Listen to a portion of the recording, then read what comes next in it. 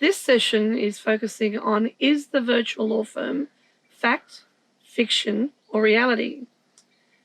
What is a virtual law firm?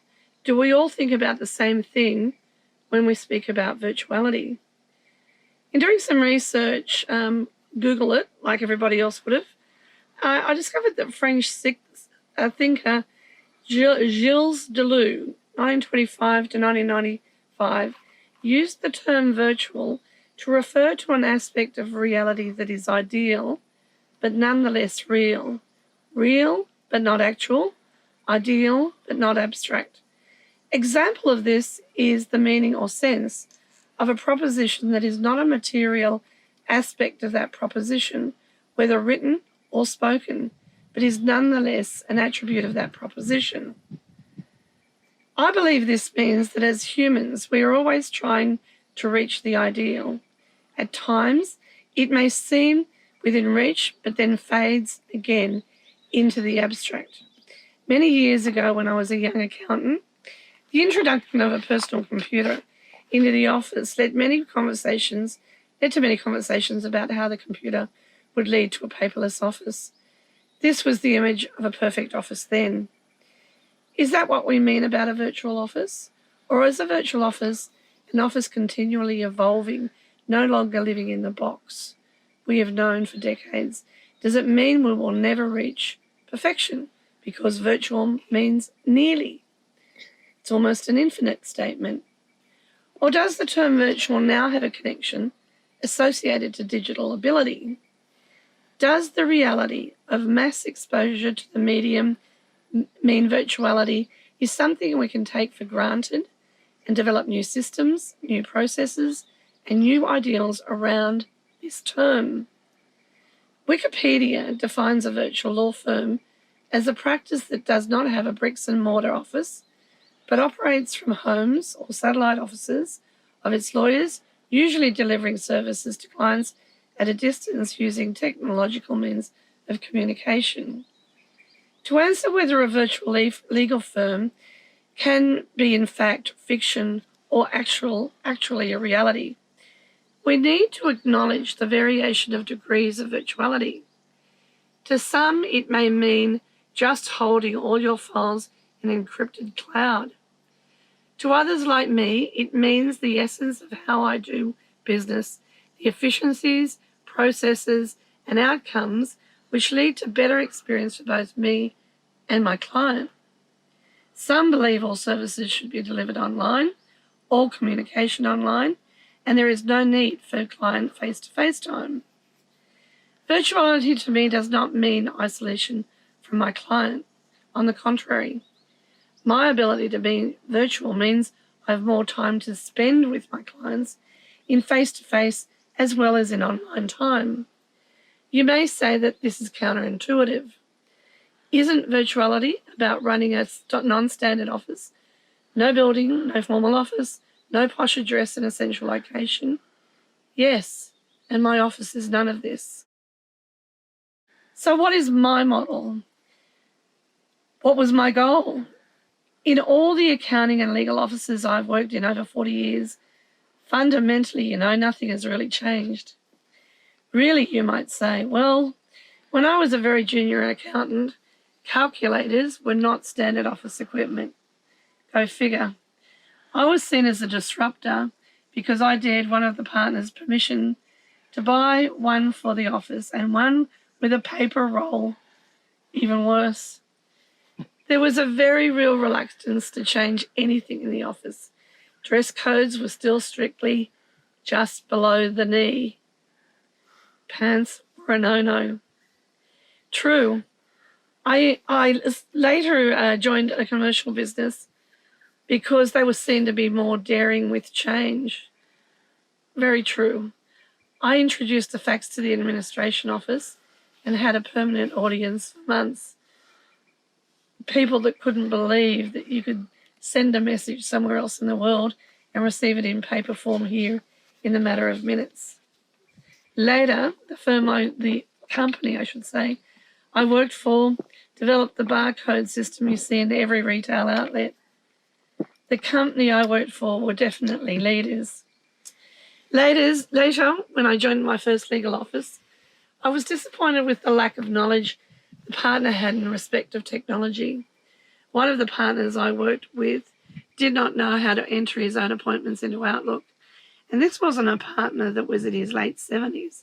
This was a gentleman who was in his 50s. So when making the decision to open my own firm, I considered my previous 40 years experience in business.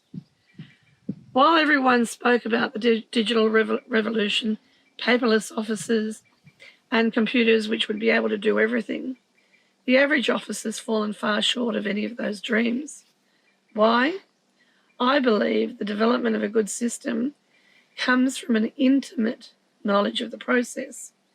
So in an accounting, an electric calculator with a paper roll saved hours of manual calculation, and the ability to check your input with a paper roll saved hours of errors and the number of errors.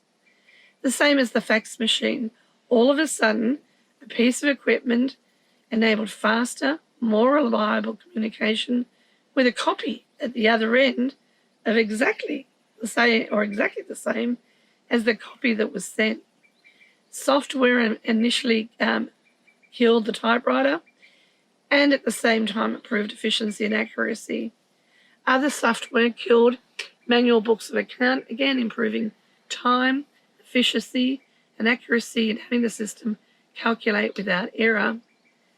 As time passed, staff developed more and more skills, but those skills were always focused into one specific area, not into the consolidation of areas that are needed to run an efficient organisation.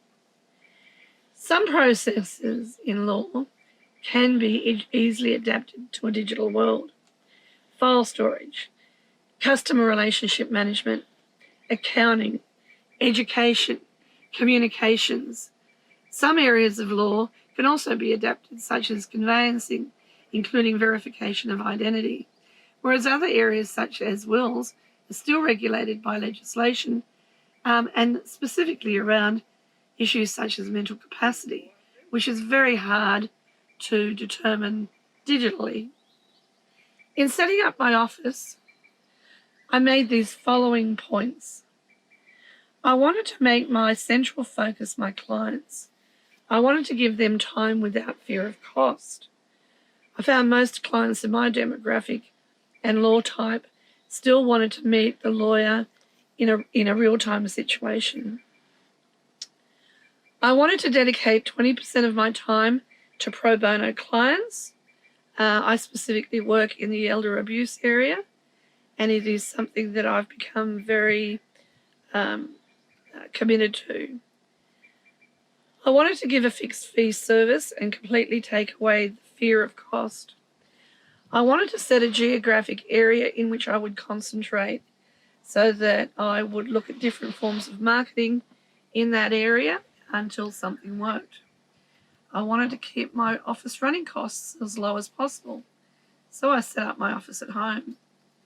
I did not want to employ or partner with more than one person, and that has to do with lifestyle decision, because I believe that it's very difficult to go on holidays, although, as you can see, not impossible, to keep working while you're away. I wanted to keep my office running costs low, which in effect could keep my charges to my clients low. I did not want to use paper for anything or the need for storage apart from the encrypted cloud. I made a commitment to choose areas of law which would allow me to digitise and maintain virtuality easily. I wanted to be updated as to the changes in law as easily as possible. I don't know how other practitioners do it, but I always found it a little bit fractured. Practicing in the areas of law that I did, I wanted to easily collect articles in a way which would enable me to read them by subject matter efficiently. I wanted to use the internet and social media to educate as well as to market the business. My goal was to be 98% digital on average across my practice by December 2021. Currently, I sit at about 95%. Startup was easy but difficult because I discovered that different types of law have different barriers to virtuality. So let's look at some of the facts. 1, I achieved all these goals. I talk to some of my clients sometimes for hours. They appreciate the time I give them and they feel they can give me the whole story without rushing through the facts. Part of the relationship of lawyer to client is based on trust and understanding. And being able to have that 15-20 minutes with them in the beginning just to talk about stuff enables them to get a reading on me. It helps me get a reading on them, and I get to the facts a lot faster. And often I find that I get to the crux of the matter because they start to open up. They know that they won't be charged apart from what has been stated in our costs agreement, which has either been given to them electronically before we meet or on the day of our meeting. 2, the efficiencies within my practice have meant that I've been able to give more than 20% if I want to my pro bono clients. Currently, I have 5 clients, 2 with pro bono barristers. In each case, we're trying to have, in one case, we're trying to have an enduring power of attorney overturned so that a home can be returned to my client. And in the other case, it was a questionable agreement in which a house was transferred to a son. And we're trying very hard to get these houses, their homes, back to the individuals as quickly as possible. All my work is fixed fee. Anything I charge for is fixed fee. I researched the locality, and even though some of my clients are retired and are older because that is my locality, there's been no problem with technology. I make sure I instruct them and help them learn as they go, and their children help quite often, or friends will help them with email or with documents or with anything that we need, for example, verification of identity or a client authorization form. Those things are handled really very easily. I set up my office from home and have a plan to expand in the next 12 months, but only to a certain size. Part of the reason for that is that I don't need a big office because I am so digital. Even though I work in the virtual space, I still believe it's important to see clients in a relatively nice environment that's dedicated to that space, and it's, in truth, got a lot to do with my own comfort. Currently, I employ one other person, and that's all my original business plan has been about. I don't want to employ a lot of people. I want to be able to do a lot of the work electronically. And it is also a limitation placed on me by the local council.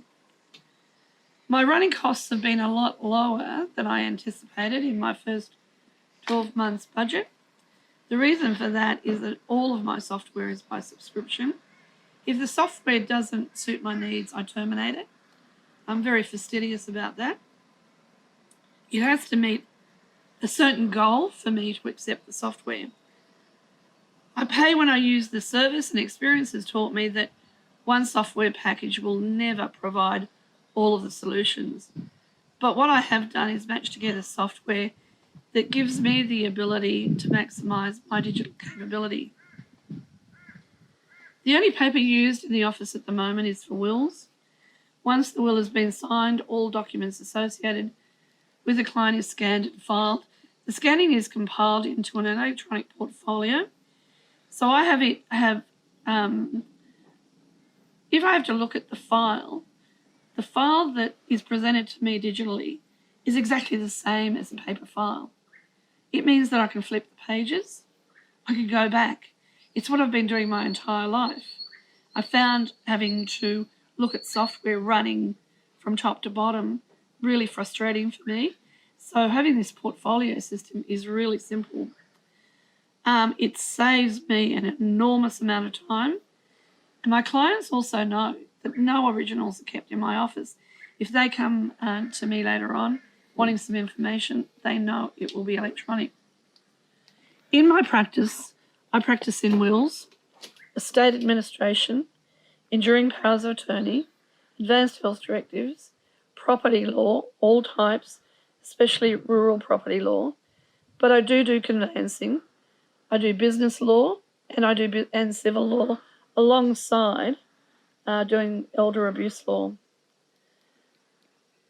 I buy the latest hardware if it saves me at least 50% of my time. That's my criteria.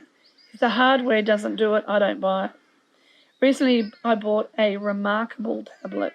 Yeah, it's called, for anyone that doesn't know, R-E, Markable, with a capital M, tablet. It's currently the thinnest in the world, and I had to actually have it brought in through the United States.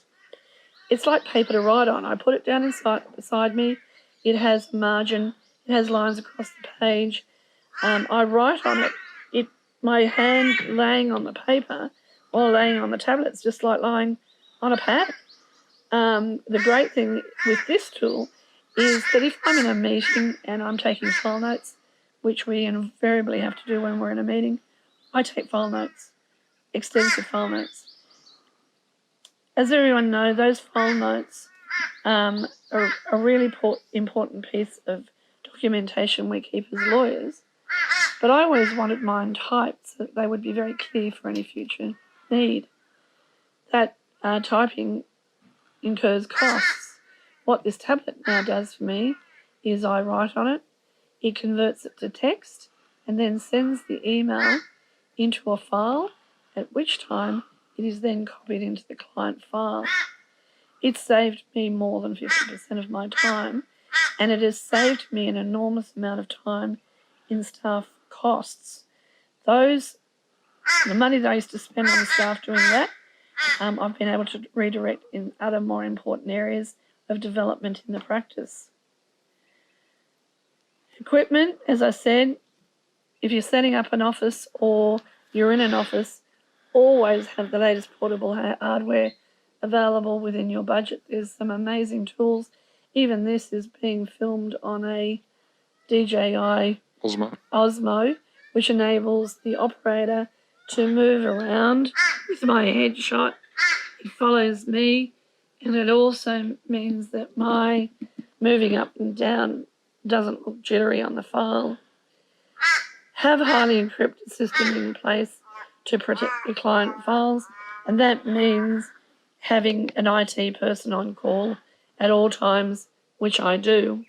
As I mentioned before, keep the software simple, but design it to your own needs.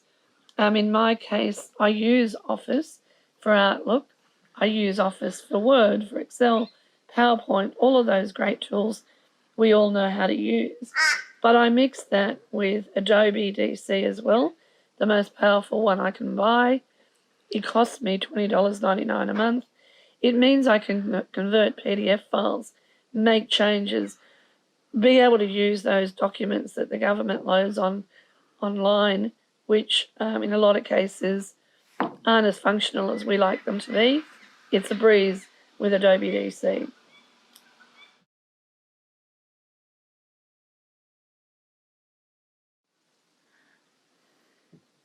So then what is fiction?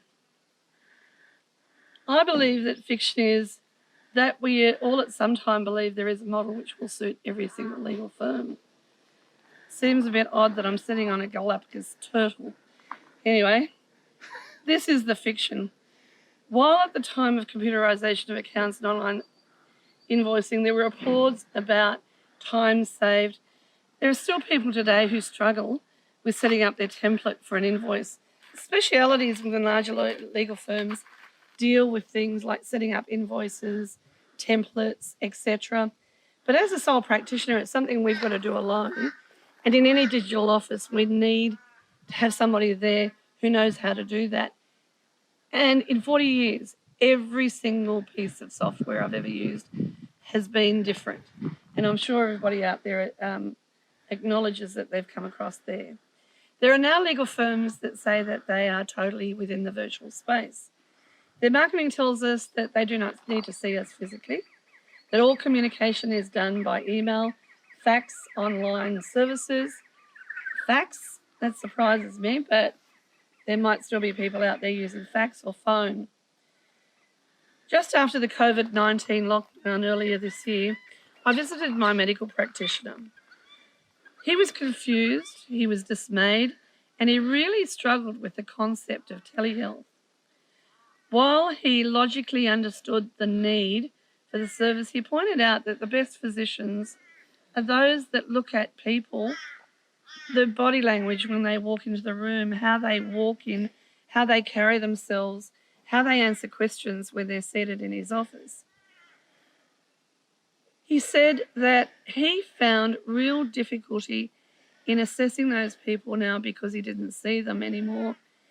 And he made the comment that he lost the spiritual link in the room. I immediately understood what he was saying. Part of our drive as lawyers is to be passionate about our work. My passion is fired up by seeing an older person suffer the loss of a home as a result of a financial elder abuse. Or like speaking to a client, specifically a couple who are discussing their wills when both partners know that one's been diagnosed with a terminal disease. As humans, we need to have that human contact. We need to be able to see the tears, feel the pain, the agony of the situation. As lawyers, we know that to discover the depth of a serious problem, it sometimes takes hours to really understand the problem, but only after spending those hours face-to-face in discussion with our client. Many years ago, while working in remote New South Wales, I was asked by the senior practitioner to look after a lady who wanted a divorce. No problem, I said. Online, really simple to do. Except that she came in and she would only stay 5 to 10 minutes at a time. Each time we were able to get more information from her to complete on the digital divorce application. But 6 months passed really quickly and we were all a little bit confused. But she was in, she was out, she came with friend, she didn't come with friend. We could never get more out of it than asking the question, having her answer, and then having her disappear. She needed to develop a confidence in our office and in me particularly before she would speak to me at any level. And it wasn't until much later on did I understand why she only came into the office for brief periods of time. When we'd finally completed the paperwork and our client instructed me that she wanted to attend the court to see her divorce finalised. Pretty odd these days because most people get divorced, the decree comes through, we phone them, they party that night in most cases. I even had a client dance on a couch and send me a video once. But in this particular case, there was something symbolic about her wanting to go to court. The closest court was an hour away. And in our last meeting, I'd asked my paralegal to leave the office because I'd suspected for a long time that there was something more that I hadn't understood about the client. And I really wanted to know whether or not we were in any danger going into the courtroom, whether the other partner was going to be there or there was a likelihood. We had to organise some form of security. The client was in her 40s. She worked at a childcare centre. She was always very well dressed and intelligent. The friend that came in with her was the same, really well presented, obviously educated. They looked like two highly professional women that really had their lives in control. But on this day when she came in, I asked my paralegal to leave the room, and in so doing, I said to her, look, we will go to court, I will be there with you, but I need to know whether or not you or me or anyone around us is going to be in any danger with your husband. She looked at me really intensively into my eyes. Slowly but surely, she pulled down these high-neck shirts she used to wear. She used to wear these turtleneck tops or scarves around the neck, and on this day, she had on a white turtleneck top. She started to pull it down really, really slowly. And as she revealed her neck, you could see that from the base of her neck to the bottom of her ears, there were layers upon layers of scar tissue. The scars had taken on different shades of pink. Some looked light, like a light pink. Others looked darker, as if damage had only been done recently. I was really aghast, as you would be. The scars and the colours actually looked quite beautiful, but the reality and the images of what the reality was, or could have could have killed her, could have left my senses deadened. What do you say to the client? How do you say it?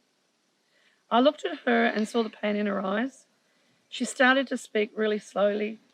She told me she'd been married for 27 years and her husband was her boyfriend at school. They'd been really in love. The whole community knew them, as they do in smaller communities, and they all expected that they would one day get married. After school, she married, but prior to that, her pre-marriage, she had already detected that there was something a bit different about her partner that she'd never detected before. And she said in the end to me that she married because of a resulting expectation that she would get married or they would get married.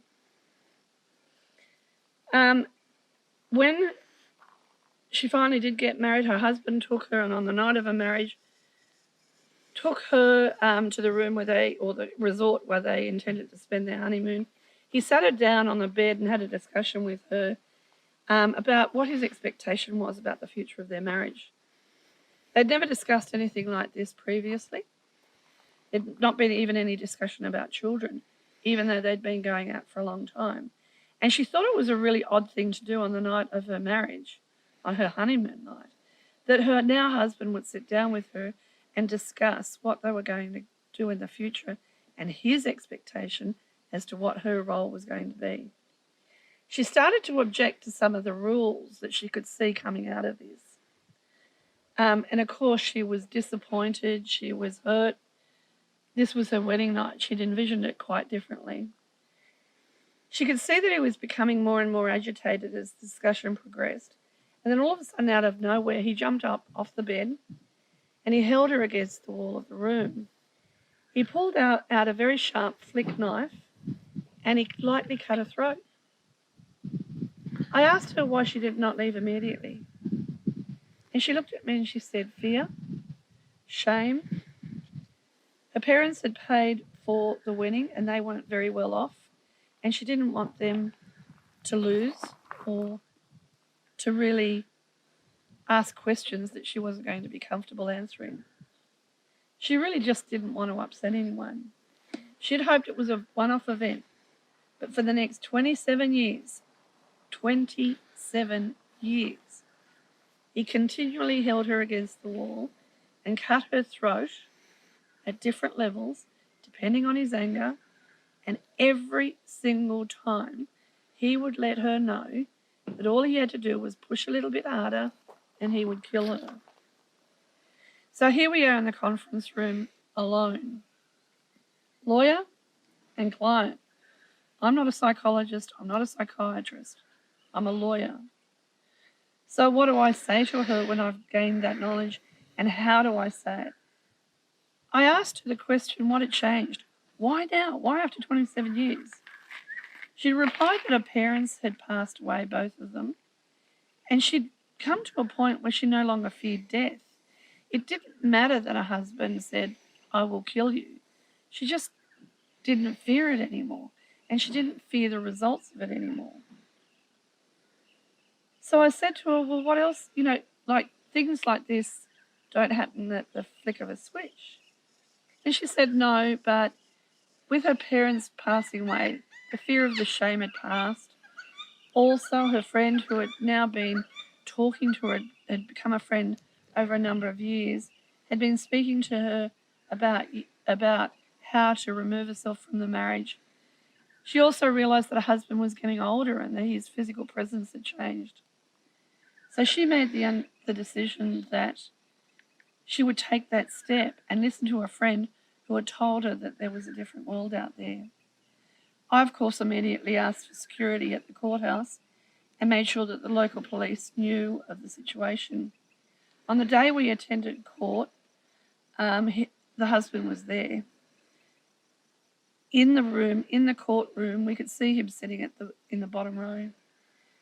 The divorce was granted without fuss. It was a pretty typical sort of divorce in courtroom day. We stayed there in the courtroom with the security guard until the security guard felt that enough of the crowd had dispersed and that if he was hovering anywhere, he would be able to detect him.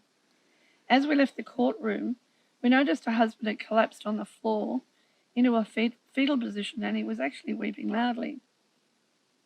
He literally looked as though he was disintegrating. Being a local courthouse, people had become aware of the situation. Small rural towns, even though the courthouse is an hour away, the inland telegraph is still very strong. They were stepping around him and over him, and no one paid him any attention. My client walked out of the courthouse, a free woman, independent and in the knowledge that she could now deal with any trauma. She'd just been through 27 years of hell. Well, with the ex, we've been told that he left the building. He got into his car and he drove in the opposite direction of the town that they used to live in. He's not been seen in the town again, and none of us really know what's happened to him. The thing we've got to realise is that being virtual is not about systems. It's about people. As lawyers, we all know we were asked to take on the role of social workers at times. But isn't that why we became lawyers? To help protect and to help people?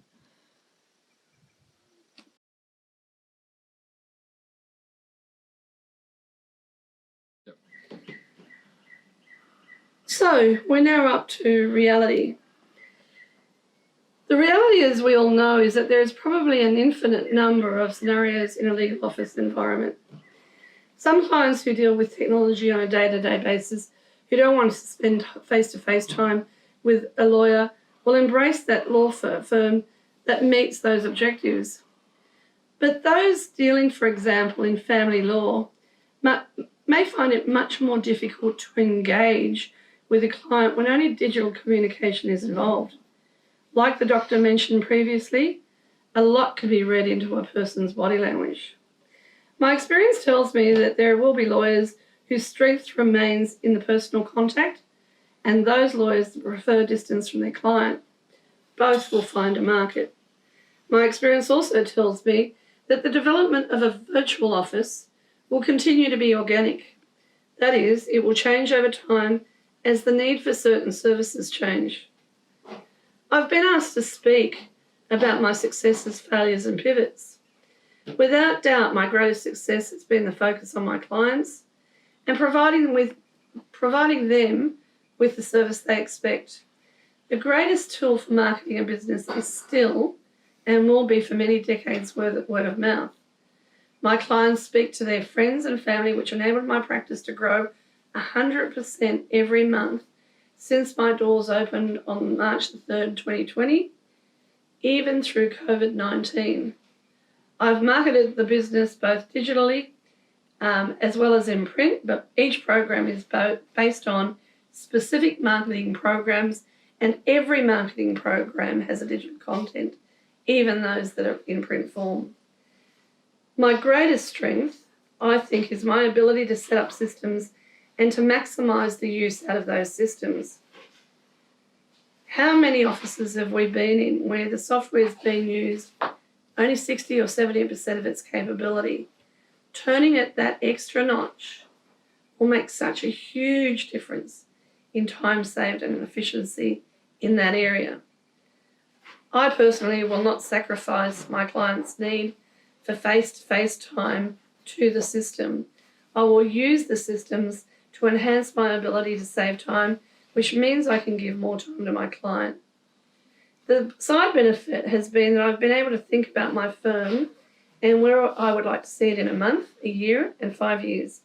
I've saved a lot of time in developing systems which save a lot of time but meet all of my obligations as a lawyer. I've thought hard about my biggest failure. I honestly cannot think of one. Not because I don't make mistakes, because like everybody else, I make lots of them. But when it comes to my business and the systems in my business, the reason that I can't think of a failure is that because if I have an idea, I will work that idea until it works. Anything below 50% success is filed for review later. An example of this is a scanning system. I believe today's legal firm needs to have a high-speed, high-resolution scanner central to their hardware system. Unfortunately, the printer companies still want us to sign a contract for a printer with the benefit of a scanner and a fax. Who uses a fax anymore? I do not want to pay for something I'm not going to use. Anytime someone walks into my office with paperwork, it is scanned.